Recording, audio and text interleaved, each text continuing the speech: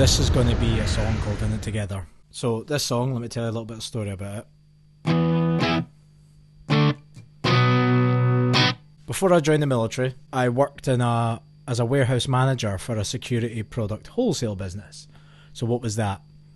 As a business, we sold en masse, like in bulk, products, you know, to secure shipping containers, roller shutters, you know, anything like that, padlocks, door locks, we cut keys, etc. like that. The reason why I mention that story is because one of the machines that we had for keys, its job was to dot matrix stamp things onto the keys, and you could customize this. Like, some customers wanted like reference numbers on each of the keys so they could keep track of them. So the tune of this song was written when I was stamping a key, and in my, like, I've not been diagnosed with autism or anything like that, or any sort of ADD or ADHD, but I'm definitely on some sort of spectrum somewhere.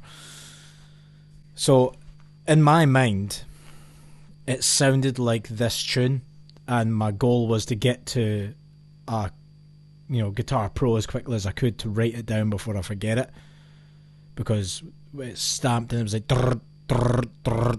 But to me, the tune sort of sounded like the main riff for this. And in terms of the lyrics were written because I recognise that girls are great with friends. You know, they're able to be like, oh, love you, babes. Oh, you're doing so well. Whereas guys are different. We struggle with that side of things. So whether it be a relationship between, you know, a dad and a son, or two friends, I feel it's important to, you know, be a little bit softer, you know, and don't be frightened to be like, Kim, what? I am there for you. Which is what this song was written for. It's called In It Together.